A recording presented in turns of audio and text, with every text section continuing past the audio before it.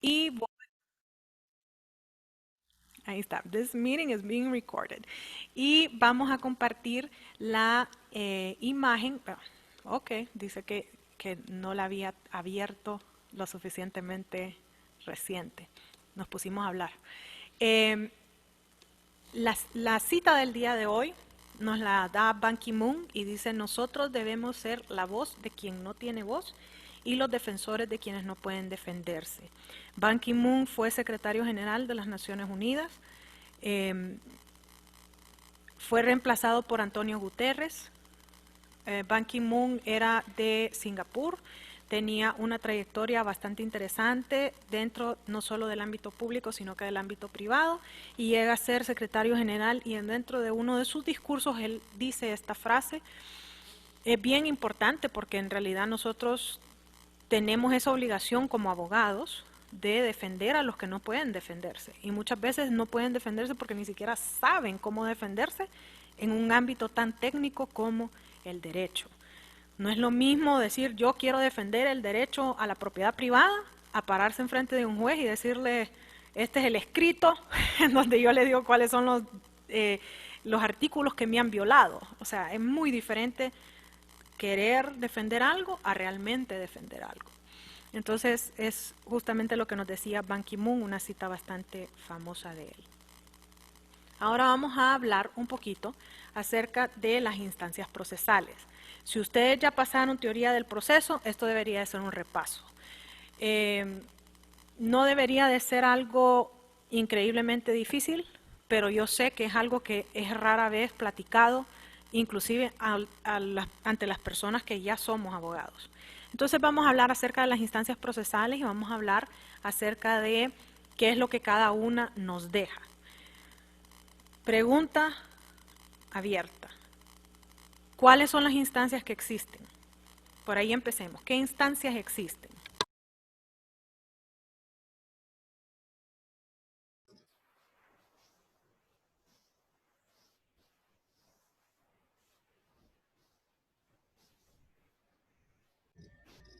Dilcia, si quiere, cuénteme qué instancias existen.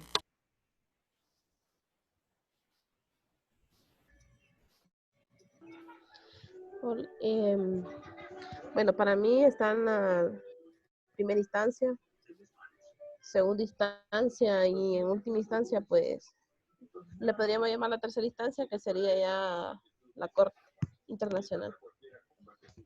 ¿Y la primera y la segunda Pero instancia? no sé si estoy... En la primera instancia están lo que son los juzgados, eh, los juzgados en sus diversas materias.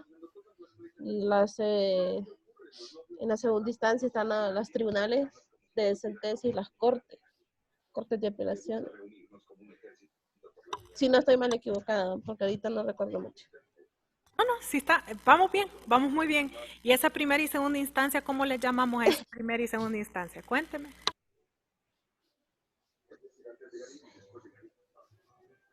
Um, ¿Quién le quiere no, dar no chepe a recuerdo. Dilcia? Los juzgados, abogados. Instancia preparatoria, ser abogado. Las instancias preparatorias son parte de cuál instancia. Existen dos tipos de instancias. Vamos a ver. Resultado de paz. Los juzgados son Primera y parte segunda de la instancia. primera instancia, ¿cierto? Y esa primera instancia, ¿cómo le Sí. podemos llamar a esa primera y segunda instancia? Podríamos decir la ordinaria y Exacto, Isamar. extraordinaria. Exactamente, Isamar. Uh-huh. Tenemos las instancias ordinarias y las instancias extraordinarias. Esas son las dos instancias que existen, las ordinarias y las extraordinarias. Entonces vamos a hablar un poquito acerca de qué es lo que cada una significa y qué es lo que significa cuando yo quiero ir a un juzgado o cuando yo quiero ir a una corte. Vamos a empezar por qué son las competencias. Las competencias, cuando nosotros hablamos de las competencias, estamos hablando de ciertas palabras que son...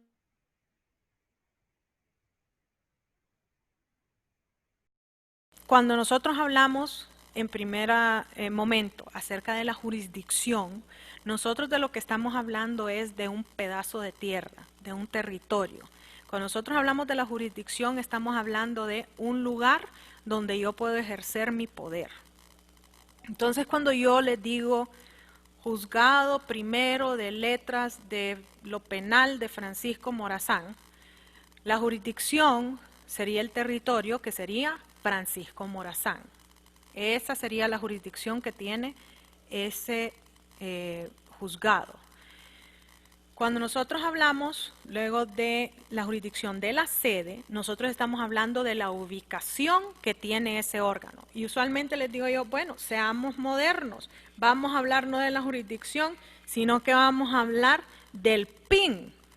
Me encanta porque ahora nosotros tenemos aquí, nos sale en nuestros chats, vamos a ver si, sí. Entonces ahí se fijan, a mí me sale locación y me sale con un PIN. Ubicación y me sale con un PIN. Entonces yo le pongo ahí al PIN y ahí me sale que si yo quiero compartir mi ubicación. Esa es la sede. La sede es el PIN, ese pincito que sale ahí. Entonces, cuando yo hablo de la sede, y yo les digo, juzgado primero de letras de lo penal de Francisco Morazán, los que son de Tegucigalpa le van a decir, la sede queda en La Granja. Así se llama el vecindario donde está ese juzgado, en La Granja, en Tegucigalpa, que queda yendo para el aeropuerto. Me encantan las direcciones que tenemos en Honduras. Mira, ¿sabes dónde queda el hospital del Seguro Social? Y después está el mall. Bueno, seguís un poquito más y entonces ahí vas a llegar al juzgado de La Granja. O a veces me dicen, es muy cerca del mall tal. Sí, pero esa es la sede. La sede es donde está ubicado físicamente ese lugar. Luego tenemos la materia, y la materia es el tema de especialidad de ese órgano. Entonces, cuando decimos juzgado primero de letras de lo penal de Francisco Morazán, estamos hablando de lo penal.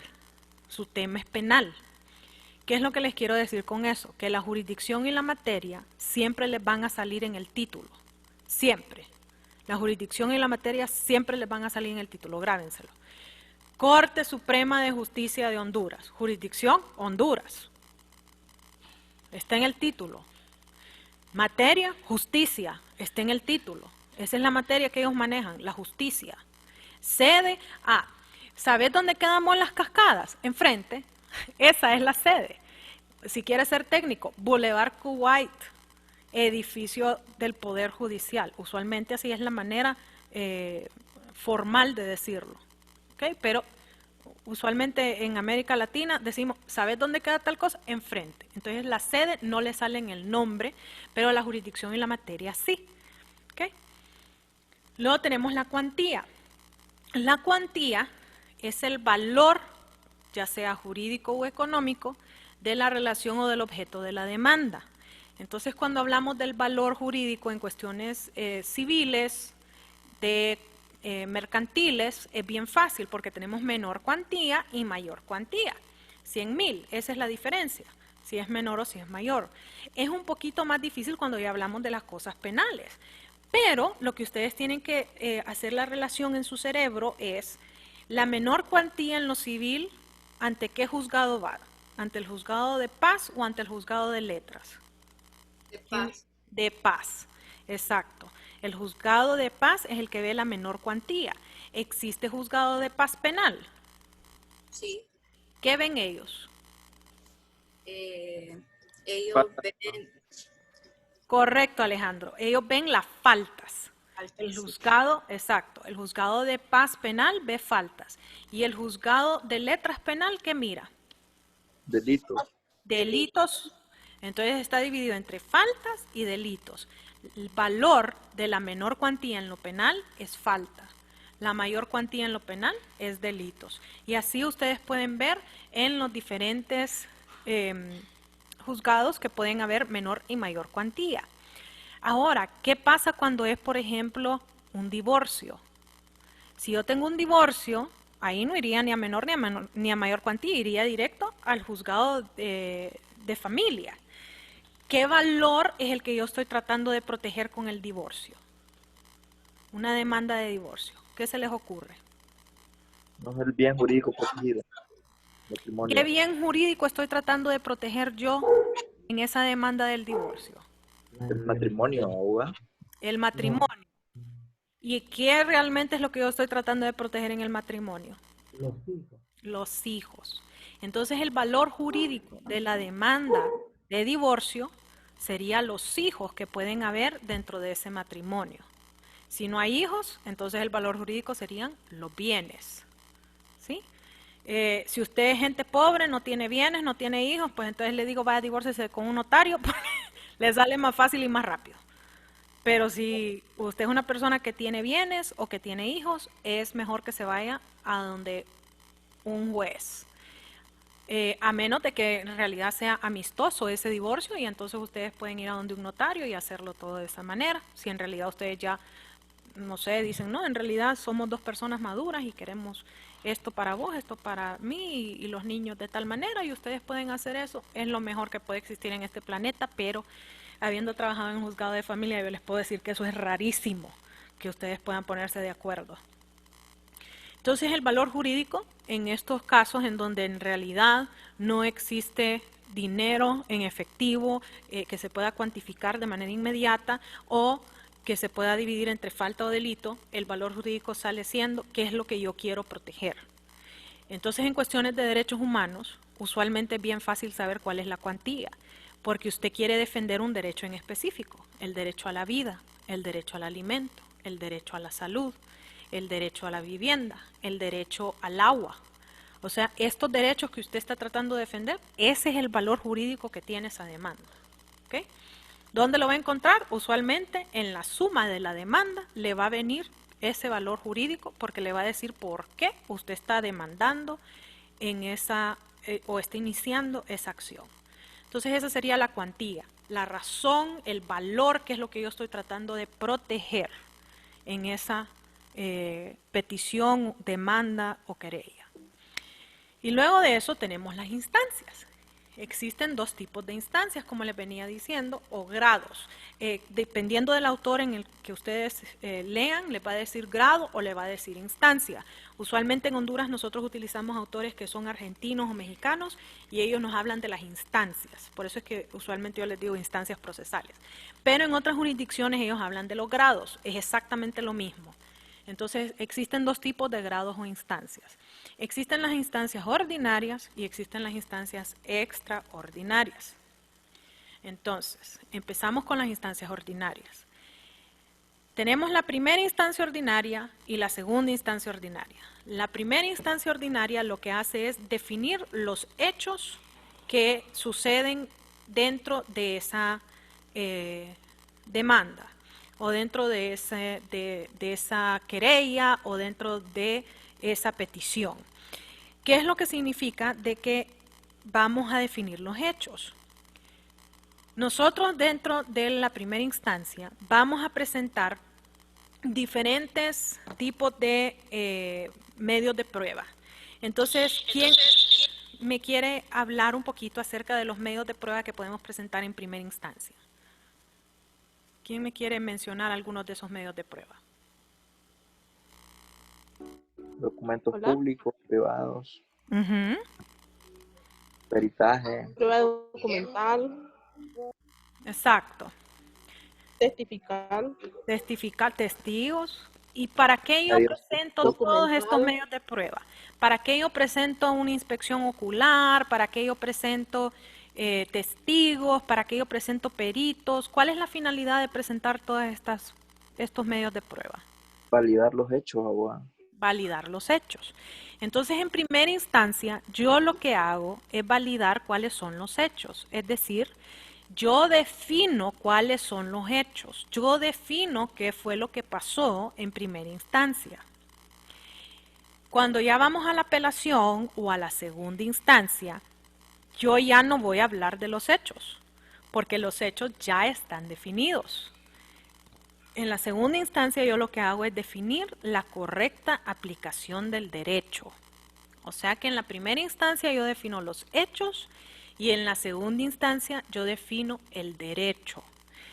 ¿Por qué nosotros hacemos eso o cómo sabemos nosotros que eso es lo que definimos? Porque en segunda instancia o en apelación usted no presenta peritos, usted no presenta documentos, usted lo que presenta es la sentencia de primera instancia o el auto de primera instancia que usted está recurriendo y está diciendo por qué es incorrecto ese auto, esa apreciación, esa sentencia que dio el juez. Sí, señor magistrado, es cierto de que Alejandro sacó su arma de fuego y es cierto que la apuntó en contra de Norlis y es cierto que disparó y es cierto que le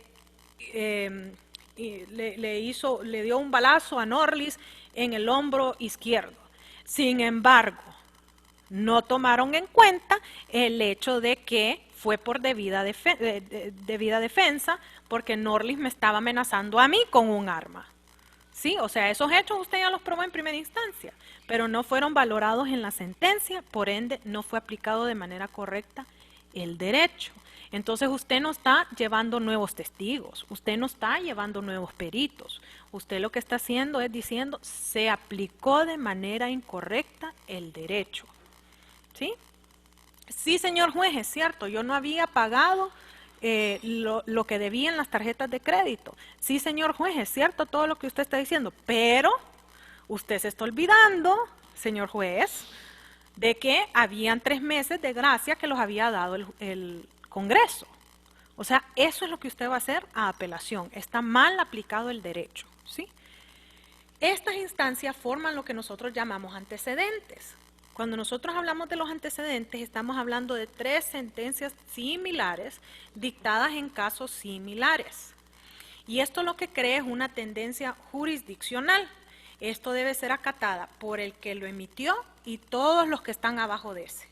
Entonces, si lo emite la Corte de Apelaciones de lo Penal, que está ubicada en Francisco Morazán, tiene que ser aplicada por el Juzgado de lo Penal y el Juzgado de Letras de lo Penal y el Juzgado de Paz de lo Penal.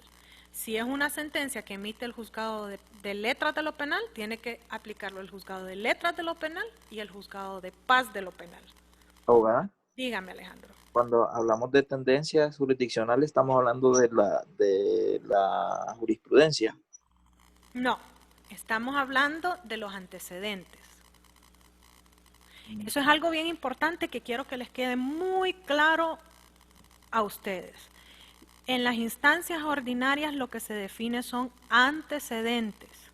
Y estos antecedentes lo que crea son tendencias. ¿Sí? No es lo mismo que jurisprudencia y ahorita vamos a ver por qué. Instancias extraordinarias, usualmente ustedes solo me mencionan una, o lo que muchos de ustedes dicen la tercera. En realidad existen 3 tipos de instancias extraordinarias, aunque en Honduras solo existen 2. La primera instancia extraordinaria es la estatal. Esa lo que define es si hubo o no hubo una violación flagrante a los derechos fundamentales, que como lo vimos anteriormente, salen dentro de la Constitución. Luego tenemos la instancia federal, y en la instancia federal nosotros buscamos si hubo o no hubo violación a los derechos federales. Honduras ahorita no es parte de una federación, pero fuimos parte de una federación. En ese entonces nosotros teníamos esa instancia federal, la Federación Centroamericana, ¿sí? Y luego tenemos la segunda instancia para Honduras extraordinaria, que sería la tercera para lugares como Estados Unidos, México y todos los otros mencionados, como Brasil, que sería la interestatal. Esa lo que define si hubo una violación flagrante a los derechos humanos. ¿Okay? Eso es importante para nuestra clase porque nuestra clase son los derechos humanos. Entonces, en la instancia extraordinaria primera se ven violaciones a los derechos fundamentales y en la instancia segunda extraordinaria se ven las violaciones a los derechos humanos. Estas son las instancias que forman jurisprudencia. Las instancias ordinarias no forman jurisprudencia. Las instancias extraordinarias sí forman jurisprudencia.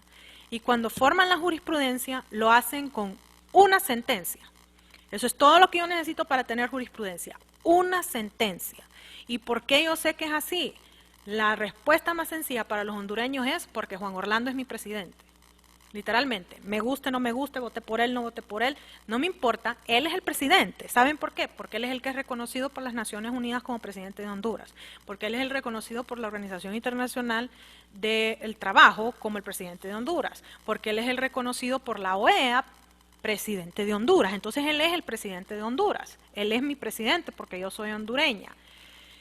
Entonces, ¿cuántas veces tuvo que decir la Sala Constitucional que la reelección era legal? Una vez. Una vez. Una vez. Y él ni siquiera fue el que interpuso el recurso. Los que interpusieron el recurso fueron ciertos congresistas que nosotros tenemos y el expresidente, que en paz descanse, Callejas. Esos fueron los que interpusieron el recurso. Juan Orlando no interpuso el recurso. Y la Sala Constitucional en una sentencia dijo: la reelección es legal en Honduras.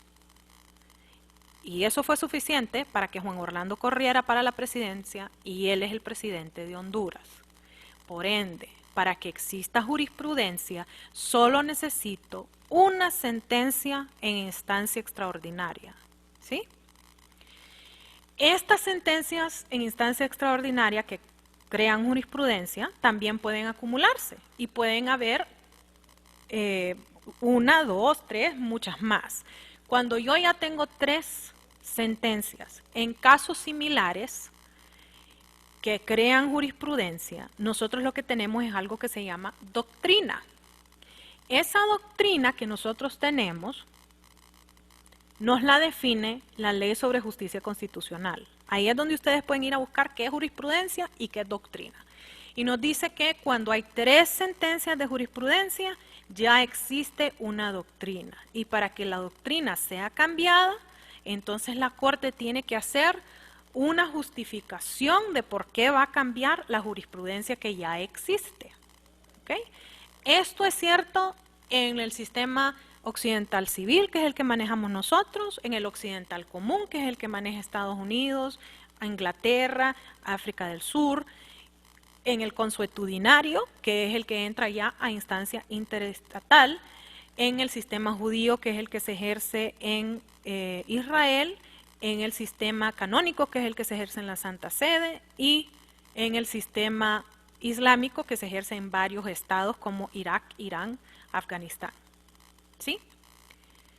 Yo sé que les acabo de dar un montón de información, yo sé que esto es algo nuevo o que es algo diferente a lo que ustedes conocen, pero les recuerdo, 2 instancias, ordinaria y extraordinaria.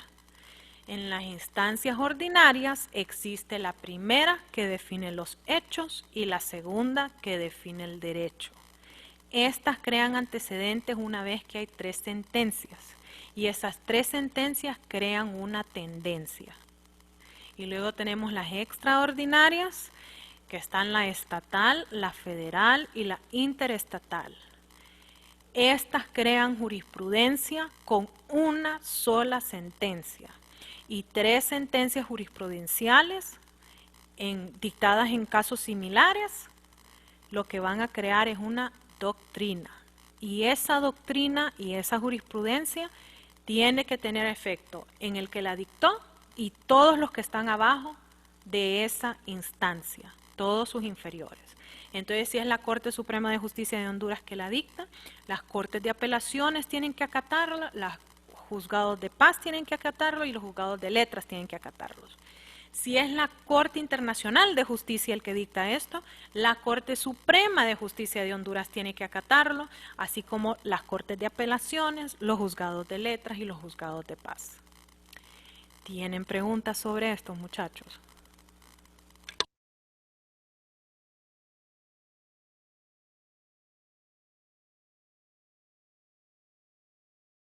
¿Les quedó claro? Abogada, es que es un tema bien complejo. Lo sé. Creo que es de dedicar una clase entera al tema. Sí, Gabriela. O si nos hace una diapositiva Yo le por mentiría. aparte. Yo le mentiría y le dije, sí, abogada, me quedó. Dígame, Ricardo, ¿qué ¿Qué es lo que Abogada, pero en una diapositiva? Cuente. Todo lo que dijo, abogada. Todo lo que dijo, porque yo quedé claro que hay dos instancias, una ordinaria y una extraordinaria, pero es bien difícil porque quise anotar, pero no me dio el tiempo. Dígame, Saraí.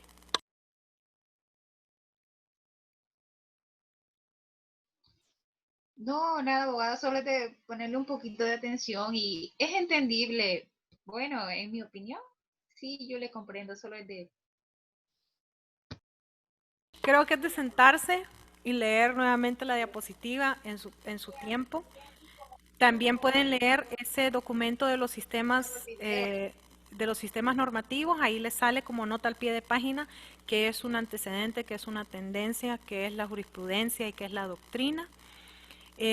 Como les digo, esto en realidad no es el fuerte de la clase, porque esto debería de ser más bien repaso para ustedes, pero yo sé que la mayoría de ustedes no están enterados de esto, entonces hago hincapié. En la siguiente clase les voy a hacer un mayor desglose de esas instancias extraordinarias, porque obviamente son importantes para nosotras. Y también voy a hablarles acerca de esos derechos humanos originales. Pero por los momentos existen dos instancias, dos tipos de instancias, la ordinaria y la extraordinaria. En la ordinaria existen dos instancias, la primera que define los hechos, la segunda que define el derecho. Las extraordinarias existen tres, la estatal, la federal y la interestatal. En la estatal lo que se define es la violación de los derechos fundamentales y en la interestatal lo que se define es la violación a los derechos humanos. Esa es la que nos importa a nosotros porque esa es la que ustedes estudian en el tercer parcial. Todas esas violaciones a los derechos humanos que fueron dictadas por la Corte Interamericana de Derechos Humanos. ¿Sí? Abogada, Dígame. quizás se le pudiera facilitar a los compañeros haciéndolo más en como una especie de diagrama en donde empieza la instancia ordinaria y culmina, ¿verdad?, en lo que es la jurisprudencia y después la siguiente donde empieza la instancia extraordinaria y cómo culmina en lo que es la doctrina, porque me parece que así va a ser más sencillo entenderlo. Ah, ok. O sea, yo le logré entender, pero me parece que puede ser un poco más dinámico para ellos, para los que no lograron entender, Perfecto, porque Andrea. está bastante clara la diapositiva. Perfecto, Andrea. Me gusta su idea y eso es lo que voy a hacer para el repaso de la siguiente clase. Les voy a hacer un diagrama de 1 a 2 y después bajarlo 3, 4. ¿Sí? O 1 a 2 nuevamente. Ok. Aquí terminamos la clase del día de hoy. No me queda más que decirles que las tareas que tenemos hasta el momento son tener su cuenta de Zoom, que todos ustedes la tienen porque están aquí presentes conmigo. Tener su WhatsApp, que estamos todos en el grupo de WhatsApp, todos los que estamos aquí, entonces tenemos esa ya realizada. Tenemos la cuenta de LinkedIn, que la tiene Saraí, la tiene Ricardo. Andrea todavía no me ha mandado su a agregar, pero yo sé que me lo va a hacer a lo más ella lo tenga. Es la nueva de la clase. De hecho, estoy teniendo problemas con esa abogada y a rato le quiero preguntar. Diga. Porque logré encontrarla, logré darle seguir, pero hasta ahí no llegué a más. Ah, ok, no se preocupe. Con que me dé seguir, Ya no me dio tanto. Abogada, dígame. yo creé mi perfil ahí en LinkedIn, pero no sé cómo buscarla. Ok, si se fijan en el WhatsApp, les mandé cuál era mi dirección. Vamos a ver, se lo voy a mandar ahorita mismo. Copy y ahorita mismo le doy paste.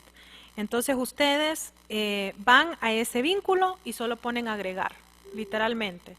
Solo tienen que poner agregar. También la pueden encontrar como Laura McKernan. Yes, ese es mi nombre. Laura McKernan. Luego tenemos el trabajo en casa de los sujetos y los actores, que lo evacuamos ahorita, que si ustedes quieren doble y triple verificar, o sea, yo ya los tengo apuntados en mi lista de quiénes fueron los que me participaron, es decir, los que me hicieron la tarea, pero si quieren hacer una doble verificación me lo pueden mandar al WhatsApp de manera privada. Y ahora vamos a la tarea de hoy, que es que quiero que le pongan nombres a los artículos 59 a 181 de la Constitución de Honduras. 59 a 181 de la Constitución de Honduras. Algunos van a ser fáciles, otros no van a ser 59 fáciles. hasta cuál? Disculpe. 181. 59 a 181. Enviarle esos artículos, enviarle esos. No, ponerles un nombre. Quiero que me les ponga un nombre, Santos. ¿Ves? Por ejemplo, el 59 es bien fácil porque es el derecho a la vida. Así de sencillo. Les di chapia del primero. Entonces, así como le acabo de decir derecho a la vida o simple y llanamente vida, quiero que me le pongan, inclusive si lo quieren hacer en su constitución con lápiz carbón, mucho mejor porque es mucho más fácil. Y lo que quiero que hagan también es que se vayan fijando a ver si en esos artículos dice humano o dice persona humana, o dice alguna otra apreciación como persona jurídica. Entonces, si dice en algún momento persona humana o persona jurídica o humano, quiero que se fijen, que lo subrayen con un lápiz carbón, si quieren hacerlo con tinta, mejor, si quieren hacerlo con resaltador también, y vayan fijándose qué es lo que la Constitución de Honduras va diciendo sobre esos derechos fundamentales. Sí. Del 59 al 189. 181. ¿Sí? Manera más fácil de hacerlo. Si se fijan, son un poquito más de 100 artículos. Vamos a ver, voy a sacar la calculadora. 181 menos 59, son 122 artículos. Si lo dividen en 5 días, para que no tengan nada que hacer el fin de semana, les toca hacer 25 artículos cada día. Esa sería mi recomendación, vayan haciéndolo 25 por 25 para que no se les haga muy pesado. Si lo quieren hacer el fin de semana, belleza, hagan la mitad, ¿verdad? O sea, hagan de los 122, hagan 61 el sábado y 61 el domingo, pero sí les aconsejo dividirlo para que no tengan esa fatiga mental al estar haciendo el trabajo. ¿Sí? Aquí en el cuaderno, abogada, en su cuaderno o en la misma constitución de ustedes. Como ustedes una vez hecho, ¿qué hacemos? ¿Se lo enviamos? Una vez hecho, le pueden tomar foto, lo pueden hacer en su cuaderno, me lo pueden mandar al correo electrónico o cuando iniciemos la clase vamos a discutirlo la otra semana, ¿sí? Porque necesitamos hacer esa discusión antes de entrar a el resto. ¿Y qué es lo segundo que les quiero decir? Que quiero que lo tengan pendiente, que vayan escogiendo tanto el tratado que van a ver como el caso que ustedes quieren tomar, ¿sí? Entonces vayan viendo qué es lo que ustedes... Sí, Karen, sí, lo recibí, gracias. Bien, les estaba diciendo... Vayan escogiendo ese tratado que les interesa y vayan escogiendo ese caso que les interesa. ¿Dónde están todos esos casos y esos tratados? En e-learning salen toditos los casos y los tratados y en el documento donde les sale el sílabo salen todos los tratados que vemos y todos los casos que vemos. Entonces allí ustedes pueden ir escogiendo cuál es el que a ustedes les interesa. Inclusive si dicen, quiero saber un poquito más, entonces pueden buscar en Wikipedia. Sí, les acabo de decir, busquen en Wikipedia, a ver si es de algún tema que les interesa o algo similar. ¿Sí? Entonces, hagan esa pequeña introducción a qué es lo que yo quiero ir buscando, qué es lo que yo quiero trabajar. ¿Sí? Ok, gracias. ¿Tienen alguna pregunta o algo que no nos ha quedado claro? Yo tengo una pregunta, pero es de diferente clase. Bueno, díganos, Ricardo, así aprendemos todos.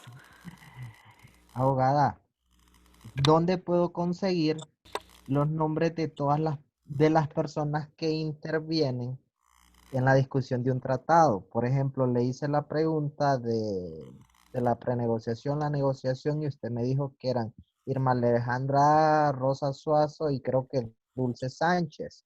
Sí, Bueno, eso sería en la primera fase, segunda fase, tercera, cuarta y quinta fase, si estoy bien. Luego en la sexta fase, la ratificación y el consentimiento que se hace por parte del Congreso Nacional, si es ley, y por parte del Poder Ejecutivo, si es política pública. Sí, correcto. abogada. Bueno, hasta ahí. Las reservas, ¿quién las debería hacer? ¿El presidente o el Congreso de la República? Ok, miren, aquí a los que les interesa derecho de los tratados pueden quedarse, los otros si quieren pueden salirse, pero sí es importante porque obviamente todos los tratados que vemos pasan por este proceso. Entonces, si me da un momento, Ricardo, yo les voy a abrir aquí para que ustedes miren cuáles son las fases o los pasos. Vamos a abrirles aquí fases. Aquí está, vamos a ver. Las fases de los tratados.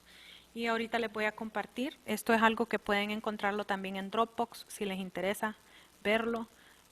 Obviamente no va a salir en examen, pero es importante que como abogados ustedes lo conozcan. Ok, esas son las fases que tienen los tratados. Según su catedrática, son 13 fases, aunque hay un montón de personas que dicen que solo son 8 y mezclan varias fases en una sola. Cuando tenemos la prenegociación, que Honduras sea el líder de una prenegociación está difícil, porque Honduras en estos momentos, número 1, no tiene una cancillería activa y número 2, no tiene una cancillería que tiene en realidad una carrera diplomática propiamente dicha. Entonces, como no tenemos eso, eso es algo que nosotros sí teníamos. Tuvimos una época dorada en Cancillería en donde sí nosotros éramos parte de la prenegociación. ¿En qué ámbito sí tenemos esa prenegociación o hemos tenido esa prenegociación en años recientes? En las cuestiones comerciales. Porque en el tiempo de Ricardo Maduro se hizo un entrenamiento masivo de los negociadores que nosotros íbamos a necesitar para el CAFTA y todos los tratados bilaterales que hemos firmado en cuestiones comerciales. Entonces, que Honduras esté dentro de una prenegociación, bien difícil. Esa prenegociación lo que hacen es que determinan, ¿habrá algún interés o habrá algún tema que nos interesa? Y entonces ahí es donde ellos definen si vamos a empezar o no una negociación. Luego está la negociación. Ahí sí debería de estar todo representante de Honduras que sea necesario. En cuestiones de Naciones Unidas existen 3 personas que están encargadas, 2 de ellas usualmente están dentro de negociación y son las personas que les mencionó Ricardo. Dulce ha estado ahí desde hace bastante tiempo, desgraciadamente no la he visto muy activa. Obviamente lo que a mí me dicen es que ellos tienen muchas cosas que hacer, que ellos están muy ocupados. Entonces eso es lo que ellos a mí me han dicho, ¿verdad? No es que eso sea la verdad, pero a mí me parece que no hay nada más importante que negociar los intereses de Honduras. Y luego tenemos a alguien que es relativamente nuevo en cuestiones de Naciones Unidas, tiene, si no me equivoco, 2 años, y se llama Irma Alejandrina Rosa Suazo, ese es el nombre que tiene. Dulce Sánchez, que es abogada, Irma Alejandrina, no tengo idea qué es lo que ella estudió, pero no se necesita ser abogado para ser negociador. La redacción usualmente la hace el que esté encargado de la negociación, o sea, la presidencia o la coordinación o el facilitador, le dicen, que esté encargado de hacer el tratado. Entonces Honduras tiene que ser o presidente o coordinador o facilitador para que nosotros participemos en esa redacción. Nosotros podemos participar en decir que está mal hecha, en decir que necesitamos que se reforme, pero no podemos participar en la mera redacción a menos que seamos presidente, coordinador o secretario o relator dentro de una negociación. Luego está la adopción. Cuando nosotros hacemos la adopción, la podemos hacer de 2 maneras, que digan Honduras sí o no, El Salvador sí o no, y entonces cada uno va poniendo su voto y queda en el récord qué fue lo que usted dijo, si lo adoptó o no. O tenemos lo que se llama la aclamación, que literalmente solo es aplaudir. Y ya, eso es todo lo que hacemos. Y entonces se aplaudieron, belleza, y entonces esto ya quedó adoptado. Los votos por adopción, cuando se toman votos, usualmente se requieren las 2/3 partes y es porque hay alguna controversia bastante grande. ¿Dónde vimos eso o dónde lo vemos usualmente? En el Consejo de Derechos Humanos. Ahí lo vemos que se toma en Ginebra ese tipo de votaciones. Luego tenemos la autenticación, eso es bien importante y ahí es donde tienen que entrar esos negociadores que estuvieron en la sala de negociación y decir, momento, aquí nosotros dijimos que iba una coma y usted no puso la coma.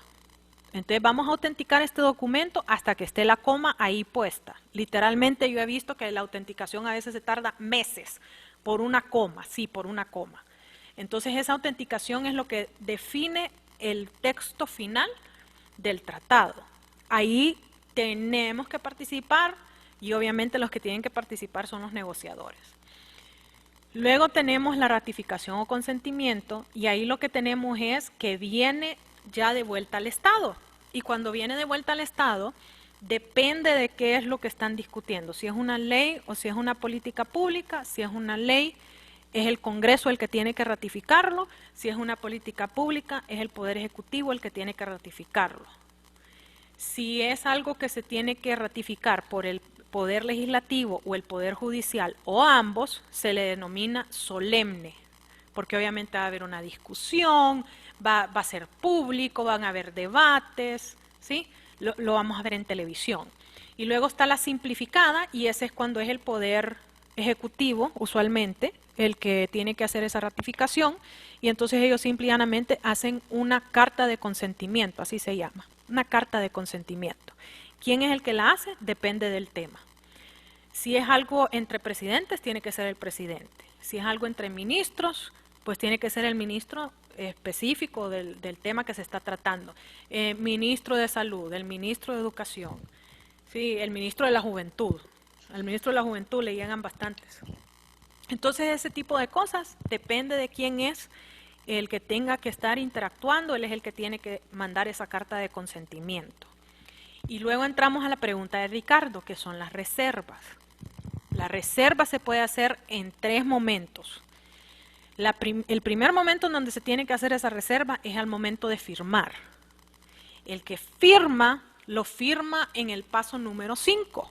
En el paso número 5 es cuando dicen, sí, lo negociamos en inglés, sí, las comas están donde tienen que estar, y entonces ponen un montón de cámaras, el negociador se desaparece, nunca aparecemos nosotros en esa foto, y aparece usualmente un embajador bien vestidito y todo lo demás, y firma. En ese momento de la firma, él puede hacer una reserva. Si él no hace esa reserva, se puede hacer al siguiente momento, que es en el paso número 6, que es en la ratificación. Es decir, si el ministro de la Juventud se da cuenta que ahí dice que juventud solo llega hasta los 9 años, él puede decir, para Honduras, la juventud es hasta los 18. ¿Sí? Entonces él puede hacer ese tipo de reservas al momento de ratificar y mandar su carta de consentimiento. O el Congreso lo puede hacer. El Congreso puede decir, momento, aquí dice de que tenemos que aceptar la eutanasia y Honduras no acepta la eutanasia. Entonces, para Honduras no existe la eutanasia, existen los cuidados paliativos. O sea que el Congreso puede hacer esa reserva. Luego de esos 2 momentos, pueden hacer la reserva en cualquier momento. Y el que tiene la obligación de hacer esa reserva es el Poder Ejecutivo. ¿Cómo van a hacer ellos la reserva? Eso puede ser porque al presidente se le da la gana, porque el presidente viene y dice, momento, yo quiero, espérenme un segundito que me están haciendo una pregunta, mándelo al grupo que es bien importante, claro que sí, Santos, con mucho gusto se los mando. El presidente puede hacer esa reserva porque él entró a la presidencia y se da cuenta por medio de un análisis que debería de hacer un departamento adentro de Cancillería que se debería de llamar Departamento de Reservas, literalmente, así es como se llama. Eso existe en El Salvador, existe en Nicaragua, existe en Guatemala, entonces no sé por qué no existe en Honduras, pero ellos deberían de hacer un análisis anual de cuáles son las reservas que el presidente debería de hacer. Eso no se hace en Honduras. pero debería de hacerlo. Entonces el presidente, como jefe del Poder Ejecutivo, puede hacer esa reserva en cualquier momento, cuando se le ronque. Segundos que pueden hacer esa reserva son el Poder Legislativo, puede mandar a publicar por mayoría absoluta, es decir, 3/4 partes del Congreso, en la Gaceta que se tiene que hacer una reserva. Para hacer eso tendrían que tener un departamento de reservas adentro del Congreso y nunca lo he visto. Al menos yo por lo menos no he visto que exista ese departamento de reservas en el Congreso Nacional. Que tienen que hacer exactamente lo mismo que hace el departamento de reservas en Cancillería. Y luego los otros que podemos obligar a que se haga ese tipo de reservas somos nosotros, los ciudadanos. Los ciudadanos por medio, ya sea de un referendo o de un plebiscito, podemos mandar a hacer una reserva. ¿Cuándo hacemos un referéndum? El referéndum lo hacemos cuando queremos regresar a algo que teníamos antes. Entonces, por ejemplo, en Honduras, en la Constitución del 82, se prohibía la reelección. Nosotros podemos hacer un referéndum para que se vuelva a prohibir la reelección. Referéndum, ir atrás, volver a lo que había antes. Referéndum. Plebiscito se hace cuando es algo nuevo. Entonces, si nosotros queremos, por ejemplo, hacer un reglamento acerca de la reelección en Honduras, entonces podemos hacer ese plebiscito para que entonces se haga una reserva en un tratado en donde diga, para Honduras, la reelección solo se puede hacer una tan sola vez. O para Honduras, la reelección tiene que ser que sea presidente, luego que haya otro presidente y luego que pueda volver a ser yo. Sí, que no sea continua, sino que sea salteada. O sea que nosotros podemos hacer eso como ciudadanos por medio de esas dos figuras. Eso es lo que tenemos en cuanto a las reservas. Luego tenemos el depósito o canje, y en el depósito o canje es literalmente yo cojo todos los documentos, la carta de consentimiento, la gaceta si fue publicado en la gaceta y el tratado, y yo llevo todo esto y lo deposito a donde ha definido el negociador que debe depositarse. Entonces eso puede ser en la Secretaría de los Tratados de las Naciones Unidas, en la Secretaría General del SICA o inclusive en Cancillería de otro estado. Si es una cuestión bilateral entre Honduras y El Salvador, pues entonces el canciller de Honduras se lo manda al canciller de El Salvador por medio de su embajador y el canciller de El Salvador se lo manda al canciller de Honduras por medio de su embajador. Es algo, usualmente es una sesión de fotos lo que se hace y ellos entregan el papel y ya está. Eso es lo que se hace. ¿Quién es el canciller actualmente, abogado? El canciller lo cambiaron a principios de año. Es una persona que sí tiene un poco más de carrera diplomática. No es una persona que yo he visto que sea muy activa, pero sí es una persona que por lo menos yo miro que tiene algo más de porte que los otros cancilleres que hemos tenido en años recientes. Su nombre es Lisandro, apellido Rosales. No creo que tenga relación ninguna con el abogado Rosales de la UTH, pero tal vez, no sé, no le he preguntado. No le he preguntado, pero no creo que sean familiares. Él sí ha tenido algo de carrera judicial, pero desde que nosotros no tenemos a María, ay Dios mío, ¿cómo se llamaba? La Agüero María. Se me va su nombre, pero desde que no la tenemos a ella no hemos tenido realmente un canciller de carrera que sepa cómo se actúa, que tenga esa definición bastante tajante, que tenga reconocimiento internacional. O sea, no lo veo, no lo he visto. Es mi apreciación en realidad, pero sí sé que Lisandro es mucho mejor que lo que teníamos antes. Luego tenemos la entrada en vigor. En la entrada en vigor puede ser por adhesión o puede ser por lo negociado. ¿Cuál es la diferencia? Que si es una adhesión, eso lo negociaron alguien más, ni siquiera yo estuve invitado a la negociación. Y entonces yo llego y digo, yo quiero ser parte de esto. ¿Quién tuvo esa, famosamente, quién tuvo esa posición? República Dominicana, en el CAFTA, ellos ni siquiera fueron invitados a la negociación. Y ya cuando estaba todo negociado, ellos dijeron, yo quiero ser parte. O sea que ellos no tuvieron nada que ver ahí. Ellos solo pudieron hacer reservas, pero ellos no negociaron nada. Luego tenemos el que sí es por acuerdo negociado, y eso significa que yo fui y yo hice la negociación, o que yo estuve invitado a la negociación. Eso es la realidad de Honduras, que hemos estado invitados a la negociación y no llegamos. Eso lo hemos tenido bastante. Eso puede entrar en vigencia al momento de depositarlo, es decir, que nosotros hemos dicho desde el momento en que usted deposita el tratado, que usted llegue y se tome la foto, desde ese momento entra en vigencia ese tratado para usted. O puede hacerse lo que acaba de suceder hace menos de un mes en la OEA, en donde entró en vigencia uno de los tratados, porque dijimos, hasta que X número de países no lo hayan depositado, no esté en vigencia para nadie. Y eso acaba de suceder en la OEA con uno de los tratados, que es un tratado en contra de la discriminación, y eso fue lo que sucedió.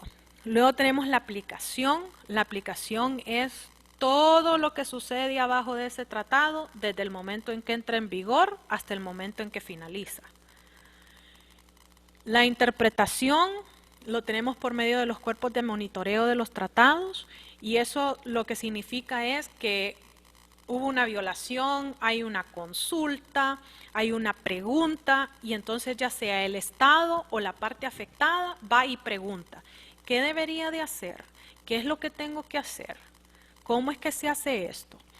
Usualmente cuando hay sesiones de TMBs, así es como se llama, que son por sus siglas en inglés, cuerpos de monitoreo de los tratados, es que se hacen reservas. Eso es usualmente lo que sucede. Como diciendo, para que no sea sorpresa para ningún otro estado, lo vamos a hacer en este momento. Pero no es obligatorio que ahí se haga, ¿sí? Eso solo es como una deferencia a algo político. Luego tenemos las enmiendas o modificaciones. Usualmente esto sucede cuando hay algo que queremos agregar, como por ejemplo cuando teníamos cuestiones en derechos de telecomunicaciones.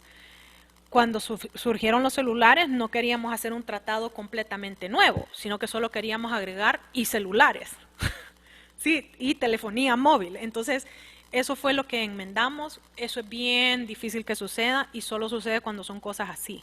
Cuando es cosas como es bien evidente que sería redactar otro tratado completamente igual y lo único que tenemos que hacer es agregar y dispositivos móviles, ¿sí? ¿Y estas Entonces, quién las hace, abogada? las propone uno de los estados, usualmente es uno de los poderosos, Estados Unidos, Rusia, China, Francia. Francia no es muy poderoso, pero siempre tiene algo de respeto. Brasil tiene bastante poder, México tiene bastante poder, especialmente en cuestiones de la OEA. El que más poder tiene es Estados Unidos, eso sí. Y entonces ellos son los que proponen que se haga esta enmienda, se tiene que hacer una negociación, se tiene que ratificar, o sea, se tiene que hacer todo el proceso nuevamente, ¿sí? Y lo último que sucede es que finaliza. Y finaliza el tratado por nulidad, por suspensión o por terminación. Cuando finaliza por nulidad, significa de que algún contenido ya no tiene validez a nivel mundial. Por ejemplo, tratados que hemos tenido acerca del uso del telégrafo. ¿Quién usa el telégrafo ahora? O sea, nadie. Nosotros tenemos un museo del telégrafo. Entonces, debido a que ya no existe el producto comercial del telégrafo, entonces queda en nulidad ese tratado. Puede ser también que quede nulo porque ya no existe uno de los estados. Entonces, por ejemplo, ciertos tratados que tenía la Unión Soviética quedaron nulos con Cuba, quedaron nulos con Irán, quedaron nulos con ciertos otros países que eran socialistas, porque obviamente ya no existe la Unión Soviética, ¿sí? Entonces, en ese caso quedaron nulos porque dejó de existir una parte. Luego se pueden suspender. Estos se pueden suspender ya sea total o parcialmente, o se puede suspender a una de las partes. Cuando se suspende total o parcialmente, eso es bien, bueno, es bien controversial por el hecho de que suspender una parte de un tratado requiere que haya una negociación, requiere que haya un fracaso en alguna negociación, es bastante técnico que haya una suspensión, y usualmente son temporales estas suspensiones. Pero tenemos una suspensión actual, que es la suspensión migratoria, que está casi a nivel internacional, en donde sí, todavía tenemos el derecho a migración, pero no existe ningún avión que esté entrando o saliendo de ciertas partes del mundo. Entonces, ese derecho a la migración legal está suspendido, pero está suspendido por una razón bien específica, por el coronavirus, ¿sí? Entonces sí se puede dar, pero son emergencias, son cuestiones bastante específicas. Y se puede dar por una de las partes. Ejemplo, Estados Unidos hizo una suspensión de su unión a la Organización Mundial de la Salud. Ellos hicieron esa suspensión de manera unilateral y lo pueden hacer porque es su derecho soberano hacerlo. Entonces ahí se puede suspender y ellos mismos han dicho es de manera temporal hasta que ustedes no revisen el problema que tienen. Y luego tenemos la terminación. Eso puede ser por tiempo transcurrido o por necesidad. Esa finalización por terminación por tiempo transcurrido puede ser que usted hizo los objetivos de desarrollo sostenible, los hizo del 2015 al 2030 y llegó el 2030. O sea que ya transcurrió el tiempo. Usted mismo dijo que iba a transcurrir hasta el 2030 y ya es el 2030, entonces ya transcurrió. O por necesidad, es decir, que ya no existe esa necesidad o que hay una nueva necesidad. Eso lo hemos visto en cuestiones de ayuda. Por ejemplo, en Honduras nosotros teníamos bastantes memorándum de entendimiento, que son tipos de tratados internacionales que nos ayudaron durante el huracán Mitch. Como el huracán Mitch, bueno, ya estamos a más de 20 años, ¿verdad?, del huracán Mitch, entonces esa necesidad ya no es la misma, esa necesidad ha cambiado, entonces esos memorándum de entendimiento ya no están vigentes, ya finalizaron, ¿sí?, porque ya no tenemos esa necesidad. Como les digo, esto no es parte de la clase de derechos humanos, pero sí esto es la manera en la cual se hacen las fases de los tratados. Usualmente esto es un parcial entero, así que lo que les he dicho en cuestión de media hora es un parcial entero en una clase. Entonces, si tienen preguntas, si tienen lo que sea sobre esto, con mucho gusto yo se las evacúo ahorita, después, por el chat, como ustedes quieran, ¿sí? A mí ya me queda un poco más claro y yo creo que ya nos extendimos bastante. Sí, ya nos extendimos bastante, pero ustedes saben que yo me emociono y yo prefiero seguir hablando con ustedes que seguir en mi trabajo de la ONU. Pero Cuenten, igual, bastante interesante. Yo estoy llevando la clase y estoy viendo el tema y había tenido un poquito de dificultades, pero ya con esta explicación lo tengo más claro, mucho más claro. me alegra, Ricardo. Usted sabe que siempre estoy para servirles. Gracias, gracias, abogada. Master, Dígame. realmente muchas gracias por la explicación. Yo también estoy llevando la clase, no he llegado hasta esa parte porque, bueno, quizás Ricardo tiene otro catedrático y yo tengo otro, pero sí es importante conocer toda esa explicación que usted nos dio, incluso creo que nos despeja algunas dudas. Y bueno, siempre agradecerle porque usted es una persona que siempre está abierta a las consultas a cualquier hora y no es cualquiera que lo hace. Y agradecerle infinitamente pues siempre su afán de ayudarnos a nosotros y de tenernos en cuenta. Y igual espero que a los demás compañeros les sirva porque la verdad es una clase muy bonita, la verdad es que a mí me gusta mucho y me gusta aprender cada día algo nuevo y estamos para aprender. Gracias, Dilcia. Ya sabe que los aprecio mucho y para mí servirles es lo mejor. Me encanta ayudarles a que entiendan.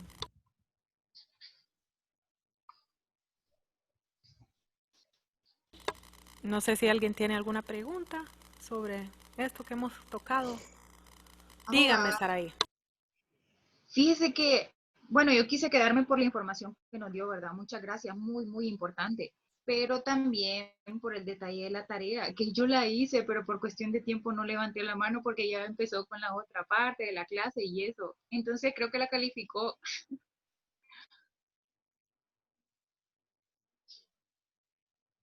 Bueno, no se preocupe, Saraí, que aquí la tengo como que participó. ¿En qué participó? No me acuerdo qué dijo. Sí, era la tarea sobre los actores Sí, positivos y pero negativos. no me acuerdo qué dijo usted, pero sí la tengo con un cheque aquí.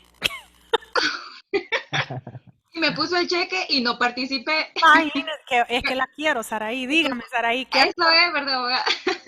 Si quieren, mándenmela al WhatsApp para que... Vaya, pues está bien, abogada. Ok, Le gracias. agradezco, gracias. No sé si alguien Yo más... también le voy a enviar la tarea, abogado. Y no la tengo, ya no me la envió. Creo que ya me la envió, dice. No, Ah, bueno, pues no, envíenmela. yo Yo no. no me enojo. Envié la del liking, Ah, sí, esa esa fue. sí, Sí. pero la de los actores no.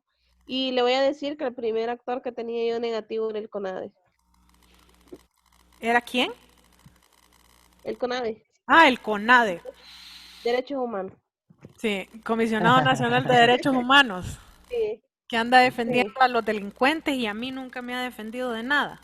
Y a mí, Bueno, creo que esa es de toda la población tenemos esa inquietud que los derechos humanos deberían de ser para todos sin distinción de clase, raza, religión, pero realmente tenemos un CONADE politizado que poco o nada hace pues en su función y nunca lo vemos pues realmente haciendo una uso de sus funciones en cuanto a las víctimas, sino que siempre está al lado de la otra parte, lo cual no debería ser así. Exacto. todos los días me quieren linchar a mí y yo qué culpa tengo de lo que pasa. Ay, Ricardo. No, Norlis, esta clase, la clase de tratados, les comento de que yo la doy a nivel de maestría, la doy en la Universidad de la Defensa, la doy, me están pidiendo que la dé para la Universidad de la Policía. La di una tan sola vez en la UTH, me encantó, pero no me la han dado desde ese entonces. Hace bastantito que no la doy, pero me encanta. La amo. La vamos a pedir entonces que la dé usted, abogada. Gracias, Karen. Si no tienen ninguna otra pregunta, los voy a dejar ir ya sea a dormir o a parrandear, no sé a qué van a hacer hoy porque es viernes Hacer y el cuerpo lo tareas. sabe. Hacer tareas, el cuerpo Hacer sabe que hay que hacer tareas, vamos. tareas. Bueno, muchachos, gracias por su atención, gracias por siempre ser tan amables conmigo y ya saben que cualquier pregunta, ya sea de mi clase o de cualquier otra, yo estoy aquí para servirles. Que tengan buenas noches y que tengan un bonito fin de semana. Gracias, abogada. Igual para Gracias, usted. abogada. Buenas Abogada. noches, vemos. Bendiciones.